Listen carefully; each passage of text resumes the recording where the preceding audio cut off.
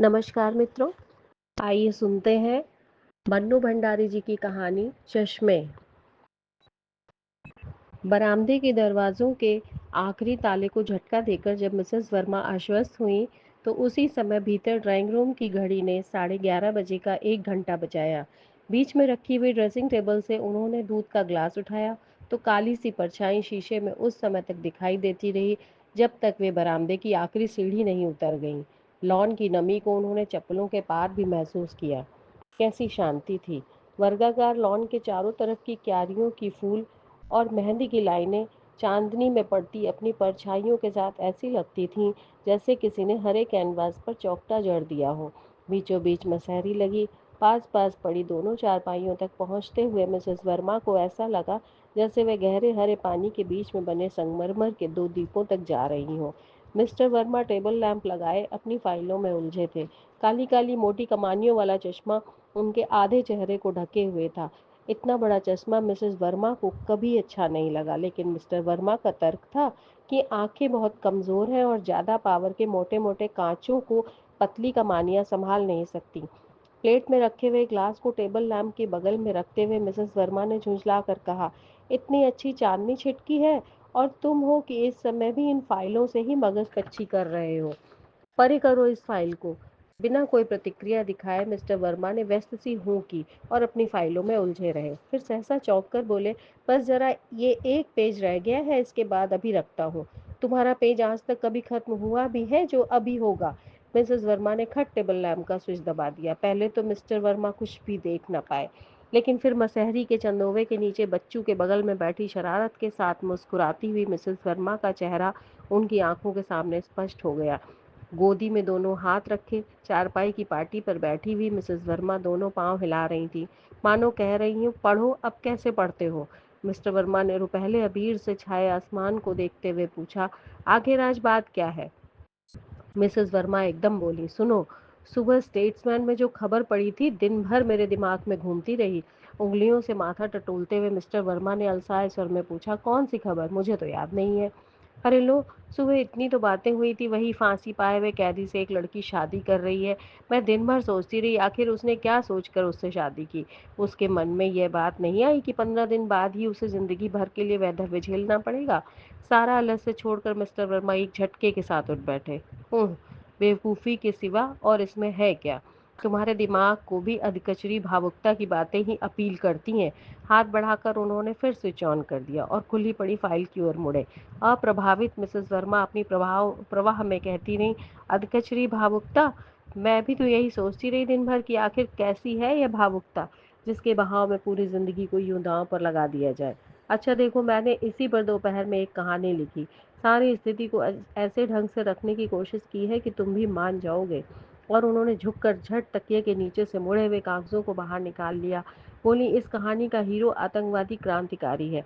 लेकिन जब मिसेस वर्मा ने देखा मिस्टर वर्मा तो फिर अपनी फाइलों में डूब गए हैं तो उनका मन हल्की झुंझलाहट से भर गया। कहा, तुम मुझे 10 मिनट का समय भी नहीं दे सकते हो? आखिर कितनी जरूरी है ये फाइलें? मिसेस वर्मा उठी और मिस्टर वर्मा के पीछे जाकर शरारती बच्चे की तरह उनका मोटे शीशों वाला चश्मा उतार लिया, जिसके बिना वर्मा साहब काफी असहाय हो जाते हैं। अरे यह क्या कर रही हो? अब तुम्हें मेरी कहानी सुननी ही पड़ेगी। तुम चाहे इस घटना को महज बेवकूफ़ी कहो, पर मैं दावे के साथ कह सकती हूँ कि मेरी कहानी सुनने के बाद निश्चय ही तुम अपनी राय बदल दोगे। वर्मा साहब को लगा जैसे एकाएक उनका जी मिचला रहा है। बड़ी बेचैनी के साथ बोले, आज दूध कैसा था? जी जाने कैसा कैसा हो रहा है। दूध में तो कुछ भी नहीं था, मैंने भी अभी अभी पिया, मुझे तो कुछ नहीं हो रहा। कहानी सुनाने को अधीर मिसेस वर्मा बोली और कहानी लेकर बैठ गई। बिना चश्मे के मिस्टर वर्मा ने अपनी उंगलियों से अपनी आंखें बंद कर ली। फिर अधलेटी मुद्रा में वे कहानी सुनने लगे। उन्होंने आंखें खोली तो देखा चांदनी की चमक बहुत धुंधली पड़ गई है। उन्हें लगा जैसे धुंध की एक परत सारे वातावरण पर छा गई है और आसपास का सभी कुछ धुंधला सा बड़ा अस्पष्ट हो उठा है। हाथों में कागज लिए सामने बैठी मिसेस वर्मा की धुंधली आकृति और भी धुंधली होती गई और एकदम ही गायब हो गई। मिसेस वर्मा की हल्की झुर्रियों वाले सांवले चेहरे की जगह एक फूल सा खिला हुआ उभर आया। कहो, गीत पसंद आया? पुस्तक बंद करते हुए शैल ने पूछा। धत तेरे की, ऐसी चांदनी रात में ऐसा नीरस गीत? निर्मल ने चिढ़ाते हुए कहा, जाओ आगे से तुम्हें कभी गीत नहीं सुनाएंगे। तो कहा किसने था तुम्हें गीत सुनाने को? शैल का फूला हुआ मुंह एकाएक ही कुछ याद आने से खिल उठा। गुस्सा भूलकर चोटी को उंगलियों में लपेटते हुए एक नटखट बच्चे की तरह वह बोली, एक खबर सुनाऊं तुम्हें? देखिए तुम कहाँ तक गेस कर सकते हो। मुझे क्या मालूम तुम क्या सुनाओगी, मैं क्या कोई ज्योतिषी हूँ? बस हार गए अभी से। और वह खिलखिला पड़ी। अरे कुछ तो अंदाज बढ़ाओ, दिमाग लगाओ। शुरू से ही हाथ पैर पटक दिए। सुनाना हो तो सुनाओ, नहीं तो अपने पेट में रखो, हमें नहीं सुनना तुम्हारी बात। कैसे नहीं सुनना मिस्टर वर्मा? ठुनकते हुए शैल बोली, सुनना ही पड़ेगा। फिर बात कोई हमारे अकेले की तो है नहीं, तुम्हारी भी तो है। अच्छा बताएं। पापा ने अगले साल गर्मियों में शादी तय कर दी है, 23 मई। और उसके गालों में गुलाब खिलाए। अरे तुम्हारा ध्यान कहाँ है? मिसेस वर्मा ने शून्य में खोए हुए मिस्टर वर्मा की ओर देखकर कहा। हम्म। स्वर जैसे कहीं दूर घाटियों से टकरा कर आया। देखो ध्यान से सुनना, इसकी एक एक बात मार्क करने लायक है। हाँ हाँ तुम पढ़ो, मैं ध्यान से सुन रहा हूँ, खोए से स्वर में मिस्टर वर्मा बोले। मिसेस वर्मा ने अपनी कहानी के टूटे हुए सूत्र को जोड़ते हुए कहानी पढ़ना आरंभ किया। मैंने कितनी बार कहा लीला, तुम यहाँ ना आया करो। मैं आज तक नहीं समझ पाया कि मुझ में ऐसा कौन सा आकर्षण है जो तुम यूं सुध बुध भूल कर अपने को वारे बैठी हो। जिसका हर पल खतरे से भरा हो, उस व्यक्ति के जीवन से तुम्हें क्या मिलेगा? हम लोगों की जिंदगी का क्या ठीक है? आज पुलिस ने घेर लिया, कल फांसी, कदम कदम पर खतरा। कैसी बातें करते हो तुम? यदि बड़े से बड़ा खतरा झेल सकते हो तो क्या मैं नहीं झेल सकती? मुझे इतना पराया समझते हो? देखो लीला, मैं बड़े से बड़ा खतरा उठा सकता हूँ, पर नहीं चाहता कि दुख की एक हल्की सी लौ भी तुम्हारे तन मन को झुलसाए। तुम्हारा छोटा सा दुख भी शायद मुझसे बर्दाश्त ना होगा। इसी से कहता हूँ तुम यहाँ मत आया करो, मत आया करो। मिस्टर वर्मा को लगा जैसे मिसेस वर्मा के शब्द निस्तब्ध शून्य वातावरण में खोते चले जा रहे हैं। जाने कहाँ से आती हुई ध्वनियाँ उनके कानों में टकराने लगी। तुम यहाँ मत आया करो शैल, जानती हो मुझे चिकन पॉक्स है। कहीं तुम्हें भी हो गया तो? धत पागल कहीं के। और हो जाए तो हो जाए, इस डर से क्या मैं तुम्हारे पास आना छोड़ दूं? मेरा बस चलता तो तुम्हें अपने घर में ले जाकर रखती। पर मम्मी छूत छात मानती हैं, इसी से कहने की हिम्मत नहीं होती। छूत छात की बीमारी में परहेज तो रखना ही चाहिए। अच्छा उठो, मेरे बिस्तर पर तो मत बैठो। मैं तो यहीं बैठूंगी, मैं तुम्हारी जगह हूँ, और तुम मुझसे ऐसा बोलो, ऐसा परहेज करो तो मैं तुमसे बात भी ना करूं। और वह बड़े प्यार से बालों में उंगलियां डालकर सहलाने लगी। निर्मल के बदन की जलन पर मानो किसी ने ठंडी चीज का लेप कर दिया। 1 घंटा बिताकर वह गई तो आधी बीमारी अपने साथ लेती गई। दूसरे दिन ढेर सारे फल और फूलों के साथ वह आई और बोली, तुम्हारे पिताजी की स्वीकृति का पत्र तो आ गया, पर वे चाहते हैं कि तुम अच्छे होते ही 1 साल की ट्रेनिंग के लिए चले जाओ। बोलो जाओगे? उसका उत्तर सुनने के लिए शैल की आंखें निर्मल के चेहरे पर टिक गईं। अनार छीलते हुए उसके हाथ जहां के तहां रुक गए। अपने नेत्रों से शैल के गालों को दुलारते हुए निर्मल ने कहा, मन नहीं होता तुमसे दूर होने का। यहाँ हूँ तो रोज मिल तो लेते हैं, और तुम्हें कैसे बताऊं शैल, यह मुलाकात मेरे जीवन का आवश्यक अंग बन गई है, जिसके बिना अब मैं शायद न रह सकूं। अनार के लाल दानों को अपनी गुलाबी उंगलियों से निर्मल के मुंह में डालते हुए शैल ने पूछा, तब पिताजी को क्या लिखोगे? अनार की प्लेट को अपनी ओर सरकाते हुए निर्मल ने कहा, लाओ मैं खुद खा लूंगा। और वह बैठने का प्रयास करने लगा। क्यों? मेरे हाथों से क्या अनार की मिठास जाती रहती है? और प्लेट उसने वापस खींच ली। पगली। निर्मल फिर लेट गया। थोड़ी देर तक बड़े भावपूर्ण नेत्रों से घूमते हुए पंखे को निहारते हुए बोला, पिताजी के सामने कुछ न कुछ बहाना तो बनाना पड़ेगा शैल, पर मैं यहाँ से कहीं न जाऊंगा। मने मन निहाल होते हुए शैल ने बड़ी अदा से आंखें नचाते हुए कहा, हाय राम, इतने बड़े होकर झूठ बोलोगे? और अपनी ही बात पर वह खिलखिलाकर हंस पड़ी। बच्चों के चीख पड़ने से मिस्टर वर्मा के कानों में पड़ती हुई खिलखिलाहट की ध्वनि जाने कहाँ खो गई। खींचकर बोले, अरे पहले उसे तो चुप कराओ। उन्हें लगा जैसे कोई बहुत ही सुंदर स्वप्न वे देख रहे थे, जो इस बच्चे के रोने से ही बिखर गया। मिसेस वर्मा उठी, बच्चों को थपक कर सुलाते हुए बोली, यह नींद में जाने क्या क्या देखता है, हर रोज 1-2 बार इसी तरह चीख पड़ता है। बच्चे को चुप कराकर मिसेस वर्मा ने कागज उठाया और फिर कहानी पढ़ने बैठ गई। पर आंखें मूंदे वर्मा साहब अपने में ही लीन उस बिखरे सपने के टूटे हुए सूत्र को खोज रहे थे। लेकिन बच्चों के रोने में खिलखिलाता हुआ जो चेहरा खो गया सो खो ही गया। लाख प्रयत्न करने पर भी वह फिर नहीं उभरा। उसकी जगह एक कुम्हलाया हुआ चेहरा उनकी आंखों के सामने घूम गया। यह क्या शैल, तुम्हें तो बुखार लग रहा है? शैल की गाल को छूते हुए निर्मल ने कहा, जाने क्यों शाम को रोज ही ऐसा लगता है। बड़ी थकान भी लगती है, पर कभी टेम्परेचर लिया नहीं। कितने दिनों से ऐसा रहता है? करीब महीना भर होने को आया। बड़ी मूर्ख हो तुम। और ड्रेसिंग टेबल की दराज में से थर्मामीटर निकालकर उसने शैल के मुंह में लगाया। इसके बाद डॉक्टर, दवाई, अस्पताल, एक्सरे। मम्मी निर्मल को समझा रही हैं। मैं कहूँगी तो शैल और ये दोनों ही सोचेंगे कि सौतेली माँ हूँ, सो ऐसा कह रही हूँ। इसलिए तुम उन्हें समझाकर शैल को सैनिटोरियम में भेजने की व्यवस्था करवा दो। पर मम्मी, अभी डॉक्टरों ने निश्चित राय तो दी नहीं है कि टीबी ही है। अभी तो उन लोगों को केवल संदेह मात्र है। इस स्थिति में यदि उसे सैनिटोरियम में भेजा जाएगा तो जरा सोचो उसके मन पर कितना खराब असर पड़ेगा। लेकिन जल्दी ही डॉक्टरों का संदेह निश्चय में बदल गया और मम्मी का अनुरोध निर्णय में। पिताजी ने थोड़ी नानुकुर की, पर शैल ने बिना किसी विरोध के मम्मी का निर्णय मान लिया और सैनिटोरियम में भर्ती हो गई। सैनिटोरियम के लंबे अहाते को पार कर निर्मल पीछे वाले लॉन में पहुंचा। आराम कुर्सी पर बैठी शैल की पीली निस्तेज आंखों में चमक आ गई। तुम्हें रोज इतनी दूर आने में तकलीफ होती होगी ना? नहीं तो जरा भी नहीं। हो, तब भी आया करना। सच कहती हूँ, मैं सारा दिन इसी आसरे काटती हूँ कि तुम शाम को आओगे। आ जाते हो तो बड़ा हल्का-हल्का लगने लगता है, मानो मैं बिल्कुल स्वस्थ हूँ। शैल के बालों में उँगलियाँ चलाते हुए निर्मल ने कहा, तुम सोचती हो कि मिलने की उत्सुकता केवल तुम ही में है। जब से तुम यहाँ आई हो किसी काम में मन नहीं लगता। शाम हुई न हुई मैं दौड़ पड़ता हूँ। फिर शैल की लंबी पतली उँगलियों में अपनी उँगलियाँ फँसाते हुए निर्मल ने कहा, जाने क्यों मेरा मन हर घड़ी कहता है कि तुम्हें टीबी नहीं हो सकती। जिन कारणों से टीबी होती है वह सब तो तुम्हारे जीवन में है नहीं। तुम अच्छा खाती हो, अच्छा पहनती हो, साफ सुथरी खुली जगह में रहती हो। पापा और मेरा प्यार तुम्हारे जीवन की हर घड़ी को सरस बनाए रहता है। फिर वह अपने आप ही निश्चयात्मक स्वर में बोल पड़ा, नहीं नहीं, यह डॉक्टरों का भ्रम मात्र है। तुम्हें टीबी हो ही नहीं सकती। असंभव, एकदम असंभव। हो सकने का सवाल नहीं निर्मल, शायद है ही। मेरी मम्मी टीबी से ही तो मरी थी।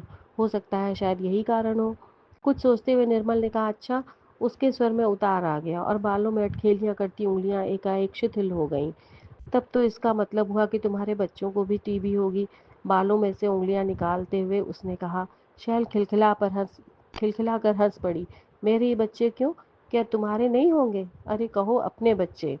निर्मल ने देखा उसके चेहरे पर मातृत्व उमड़ आया और आंखें लाज से झुक झुक गईं। पर जाने क्यों निर्मल इस बात पर न हंस सका और न हमेशा की तरह शैल के इस रूप पर बिखर बिखर जाने को उसका मन हुआ। आंखों में आए लाज के उस भाव से अपने सारे चेहरे को गुलाबी रंग से रंगते हुए शैल ने कहा, देखो आज डॉक्टर आए थे तो मैंने उनसे कह दिया कि 23 मई तक मुझे अच्छा कर ही दीजिए, चाहे मुझे टीबी हो या टीबी का बाप। मुझे तब तक अच्छा होना ही है। पूछने लगे, क्या बात है 23 मई को? अच्छा बताओ तो भला, मैं अपने मुंह से अपनी शादी की बात कैसे कहती?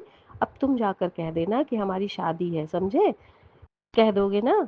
पर निर्मल का मन जाने कहाँ खोया था। धीरे से वह कुर्सी के हत्थे से उठा और सामने वाली कुर्सी पर बैठ गया। निर्मल की उदासीनता की ओर बिना ध्यान दिए शैल अपनी ही धुन में कहती गई, देखो यहाँ सारे दिन पड़े पड़े मन नहीं लगता, तो मैंने एक साड़ी काढ़ना ही शुरू कर दिया है। जब हम लोग घूमने जाएंगे तो तुम देखना, मैं रोज एक से एक बढ़िया साड़ी पहन कर चला करूंगी। लोग बाग कहेंगे, वाह साहब क्या ठाठ है तुम्हारी बीवी के। और उसका मन 6 महीने की अवधि लांघ कर एक क्षण में ही उस जगह जा पहुंचा जहाँ के सुनहरे सपने बुनते बुनते ही शैल के दिन रात बीता करते थे। पर जाने क्या था कि निर्मल न शैल की इन बातों में ही अपना मन रमा पा रहा था, न अपनी ओर से ही कोई ऐसी हल्की फुल्की बात कर पा रहा था जिससे शैल का कुछ कष्ट ही घटे। अवसाद के काले मेघ उसके मन पर धीरे धीरे घने होते जा रहे थे। वह स्वयं ही समझ नहीं पा रहा था कि वह कौन सी मजबूरी है, कैसी बेबसी है जो उसे खुलकर हंसने नहीं देती। विचित्र विचित्र शंकाएं उसके मन में घुमड़ घुमड़ रही थीं और उनके नीचे दबा भाव शून्य नजरों से वह दूर कहीं देख रहा था, मानो उसे शैल की उपस्थिति का एहसास ही ना हो। मिस्टर वर्मा की भाव शून्य नजरें दूर के किसी अदृश्य दृश्य में उलझी देखकर मिसेस वर्मा एक क्षण को रुकी, पर उनका मौन भी मिस्टर वर्मा के ध्यान को अपनी ओर आकर्षित न कर सका। मिसेस वर्मा अपनी कहानी की इस उपेक्षा पर बुरी तरह खींच पड़ी और अपने पैर से उनके पैर को झकझोरते हुए बोली, कहाँ ध्यान है तुम्हारा? कहानी सुन भी रहे हो या मैं यूं ही बकवास किए जा रही हूँ? है, अपने बिखरे फैले मन को समेटने का असफल सा प्रयास करते हुए मिस्टर वर्मा ने मिसेस वर्मा की ओर देखा। उनके हाथ में कहानी के पन्ने देखकर उनकी चेतना लौटी, तो सफाई देते हुए बोले, कहानी ही तो सुन रहा हूँ। रात के इस सन्नाटे में तुम्हारी इस कहानी से मन जाने क्यों भारी भारी हो आया। मिस्टर वर्मा के इस वाक्य को अपनी कहानी की सफलता मानकर परम तृप्ति के साथ मिसेस वर्मा ने आगे पढ़ना आरंभ किया। लीला भारी कदमों से लीला भारी कदमों और उससे भी भारी मन लिए जेल में अपने पति से मिलने के लिए जा रही है। उसका रोम रोम जानता है कि पति से जेल में मुलाकात करने का यह अंतिम दिन है। वह चाहती है कि वह हंसकर अपने पति को विदा दे, पर लाख प्रयत्न करने पर भी मन का दुख आंखों में फूटा फूटा पड़ता है और उसके कदम और अधिक भारी, अधिक शिथिल होते जाते हैं। फिर भी एक अलौकिक संतोष और तृप्ति की भावना उसके मन में है कि मरने से पहले वह अपने पति को अपना सब कुछ दे सकी। अपने को लुटाकर उसने उसे सुखी बनाया, धनी बनाया। जेल का फाटक आ गया। एक क्षण को वह ठिठकी। सैनिटोरियम के फाटक पर निर्मल के कदम रुक गए। जिन कदमों को अपनी सारी शक्ति लगाकर वह यहाँ तक खींच लाया, उन्होंने जैसे अब जवाब दे दिया। डॉक्टरों से हुई लंबी बातचीत, माँ का भी टीबी से मरना, पिता की हताशा, शैल के चेहरे का निरंतर बढ़ता हुआ पीला मुरझायापन, ये सब वो जंजीरें थीं जिसने उनके पैरों को जकड़ लिया था। निर्मल जानता है कि फाटक में घुसकर लंबे अहाते को पार करते ही वह शैल के कमरे के सामने जा पहुंचेगा। शैल जिससे मिलने के लिए कभी उसके क्षण युग युग जैसे लंबे हो जाया करते थे, वही शैल आज उसके इतने समीप है, फिर भी उसके मन में मिलने की कोई उत्सुकता नहीं, कोई आतुरता नहीं। वह हृदय से शैल के पास जाना चाहता है, पर ना जाने कौन है जो उसे निरंतर पीछे की ओर घसीट रहा है। इस कश्मकश में वह नहीं जानता वह क्या करे। एक ठंडी निश्वास उसके सीने से निकल जाती है और शैल का जर्द कुम्हलाया हुआ चेहरा उसकी आंखों के सामने घूम जाता है, जिसमें ना कोई सौंदर्य है, ना कोई आकर्षण और ना इसकी संभावना ही। फिर भी वह अहाते की ओर बढ़ता है। सैनिटोरियम के भवन की छत पर लगे हुए क्रॉस में उसकी दृष्टि उलझ जाती है। ओह! ये वह वहाँ से नज़रें हटा लेता है। जाने क्यों उसे ईसाइयों का यह विचित्र पवित्र क्रॉस बड़ा ही मनहूस सा दिखाई देता है। इसी क्रॉस पर तो कुछ निर्दयी लोगों ने निर्दोष ईसा को टांगकर उनके प्राण ले लिए थे। वह नीचे अपनी परछाई की ओर देखते हुए आगे बढ़ता है। शहर के कमरे की निकटता उसकी चाल को और अधिक शिथिल कर देती है। आज पूरे 15 दिन बाद वह शैल के पास आया है। उसे कुछ न कुछ सफाई देनी होगी, पर उसके रीते मन में कोई बात नहीं सूझती। वह दरवाजे पर पहुंचकर देखता है, शैल पलंग पर लेटी है। 15 दिनों में ही वह बहुत कमजोर हो गई है। शैल ने देखा तो ऐसे स्वर से बोली जिसमें जीवन का कोई लक्षण ही न था। बाहर ही बैठो निर्मल, मेरे कमरे में मत आओ। अब तो कफ में बुरी तरह खून निकलने लगा है। निर्मल दरवाजे पर ही ठिठक गया। बड़ी बेबस निगाहों से उसने एक बार शैल की ओर देखा तो महसूस किया मानो शैल का मौन चीख चीख कर कह रहा है, तुम्हें रोकना मेरा फर्ज था, मैंने रोक दिया, पर तुम्हें तो इस तरह नहीं रुकना चाहिए था ना। 15 दिन बाद आए हो, क्या एक बार भी अपनी प्यार भरी उंगलियों से मेरे बालों को नहीं सहलाओगे। उसका मन होता है कि वह भीतर चला जाए, शैल को सीने से लगा ले, पर वह जहाँ का तहाँ रह जाता है, मौन निरुत्तर। शैल की आंखों से आंसू छलछला जाते हैं। वह नजर फेर लेती है। निर्मल का मन बुरी तरह कचोट उठता है। तभी मम्मी आ जाती हैं। बाहर खड़ी-खड़ी वे तबीयत के समाचार पूछ लेती हैं, उसकी आवश्यकता और सुख-सुविधा की बात पूछ लेती हैं, फिर कहती हैं, "शैल, बिन्नी और पप्पू आए हैं, रो-रो कर घर भर दिया है कि दीदी को देखेंगे। हार कर लाना ही पड़ा, बाहर खड़ा करके आई हूँ, तुम ज़रा खिड़की से सर निकाल कर दिखा दो तो उन्हें तसल्ली हो जाए।" बच्चों के इस स्नेह की बात सुनकर शैल की आँखों में आँसू लुढ़क पड़ते हैं। वह खिड़की से मुँह निकालती है, हाथ हिलाती है, उसके बाद उसका चेहरा भाव शून्य हो जाता है। वह न मम्मी की ओर देखती है, न निर्मल की ओर। मम्मी फिर आने का आश्वासन देकर चल देती हैं। निर्मल अजीब सी घुटन महसूस करता है। शैल उसे 15 दिन बाद आने के लिए उलाहना नहीं देती, झगड़ा नहीं करती, मानो उसने परिस्थिति को समझ लिया है और मौन भाव से स्वीकार कर लिया है। बात-बात पर मचलने, रूठने और मुँह फुलाने वाली शैल की यह मौन स्वीकृति निर्मल से जैसे बर्दाश्त नहीं होती।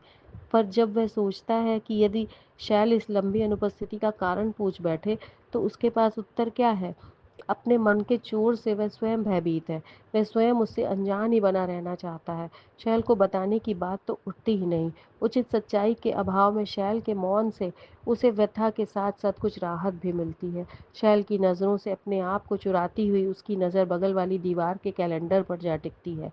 वह देखता है कैलेंडर में से फरवरी, मार्च, अप्रैल के पन्ने फाड़कर मई का पन्ना निकाल कर रखा गया है और 23 तारीख के चारों ओर लाल पेंसिल से गोला बना रखा है। उसका मन तड़प उठता है। वह चाहता है शैल बोले, पर शैल बोलती नहीं। उसका मौन तोड़वाने के लिए अपनी सारी शक्ति समेटकर निर्मल कहता है, शैल, पिताजी का पत्र आया है। लगता है ट्रेनिंग के लिए मुझे जाना ही होगा। शैल सुनती है, पर न उसके चेहरे पर कोई विकार उत्पन्न होता है, ना ही उसका मौन टूटता है। अपने आप को बड़ी कुशलता से बचाते हुए निर्मल शैल से कहता है, तुम सो जाओ शैल, अधिक देर बैठना शायद तुम्हारे लिए ठीक नहीं। अधिक बात करने के लिए भी शायद तुम्हें मना किया गया है। ठीक है, तुम चुप ही रहो, मैं भी चला। और देखो, समय समय पर अपनी तबीयत के समाचार देती रहना।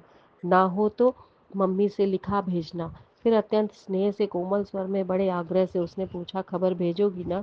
स्वर की इस आर्द्रता ने अनायास ही शैल के हृदय के मौन गुप्त तारों को झंझना दिया।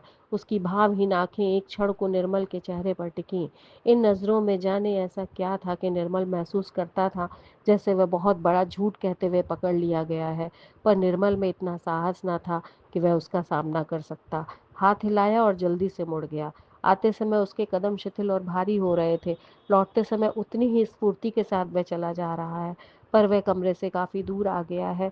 फिर भी उसे लगता है जैसे खिड़की से झांकते दो आंसू भरे व्यथित नयन उसकी पीठ में चुभे जा रहे हैं। वह सीधा रास्ता छोड़कर अकारण ही मुड़ जाता है। मिस्टर वर्मा के चेहरे पर अपनी कहानी की प्रतिक्रिया देखने की उत्सुकता में मिसेस वर्मा ने मिस्टर वर्मा की ओर देखा। वर्मा साहब की दृष्टि कहानी के पन्नों पर टिकी हुई थी और उनके ललाट पर 2 सल पड़े हुए थे, जिसका कारण शायद चश्मे की अनुपस्थिति हो। पति को अपनी कहानी में यह डूबा देखकर मिसेस वर्मा के चेहरे पर प्रसन्नता की आभा झलक पड़ी। उन्होंने कहा, देखो, इस पत्र को ध्यान से सुनना। यह लीला का अपने पति के नाम अंतिम पत्र है। फिर स्वर में चैलेंज का पुट लाते हुए बोली, मैं दावे के साथ कह सकती हूँ, इसकी पत्थर दिल वाला आदमी भी इसे पढ़कर बिना पसीजे नहीं रहेगा। पर मिस्टर वर्मा के कानों में पत्र शब्द के अतिरिक्त मिसेस वर्मा का कोई और शब्द नहीं पहुंचा। मिसेस वर्मा ने पत्र पढ़ना आरंभ किया, लेकिन मिस्टर वर्मा की धुंधली आंखों के सामने एक और ही अस्पष्ट सा पत्र उभर आया। धीरे धीरे पत्र का एक एक शब्द स्पष्टतर होता गया। प्रिय बेटा निर्मल, समझ नहीं पा रहा हूँ कि यह पत्र तुम्हें कैसे लिखूं, पर लिखे बिना रहा भी नहीं जा रहा है। शैल की हालत तो तुम जैसी छोड़कर गए थे वैसी ही है, और डॉक्टरों का कहना है कि यदि 23 तारीख को किसी भी तरह शैल की शादी कर दी जाए तो शैल के अच्छे हो जाने की काफ़ी संभावना है।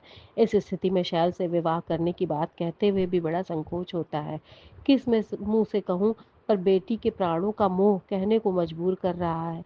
एक दिन शैल का जीवन तुम्हारे हाथों में सौंपने का निश्चय किया था, वह आज भी तुम्हारे ही हाथों में है, चाहे बचा लो चाहे खो दो। बहुत सोच कर कदम उठाना मेरे बच्चे। एक निर्दोष बच्ची और बेबस बाप की आत्मा तुम्हें युग युग तक दुआएं देगी। मिस्टर वर्मा को एकाएक ही लगा जैसे उनकी सांसें रुक रही हैं।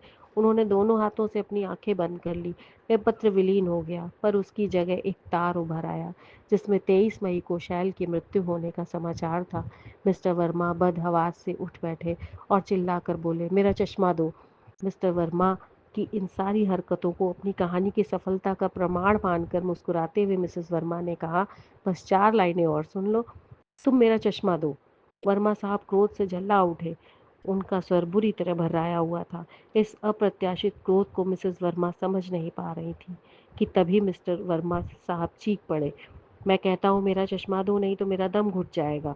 मिसेस वर्मा के हाथ से चश्मा लेकर उन्होंने कांपते हाथों से अपनी आंखों पर चश्मा चढ़ाया, तो उन्हें ऐसा लगा मानो किसी अतल समुद्र की गहराई में से, जहाँ केवल अंधकार था और उनका दम घुट रहा था, वे बाहर निकल आए हैं। निश्चिंतता की एक लंबी सांस खींचकर उन्होंने अपने चारों ओर देखा। सामने मिसेस वर्मा श्वेत साड़ी में लिपटी, चेहरे पर आतुरता का भाव लिए बैठी थी। पास ही पलंग पर बच्चू निश्चिंत भाव से सो रहा था। लॉन के चारों ओर के पेड़ दोपहली चांदनी में नहाए खड़े थे और उनके अपने छोटे से सुंदर बंगले की दीवार से सटा हुआ रातरानी का पेड़ उन्मुक्त भाव से अपना सौरभ बिखेर रहा था।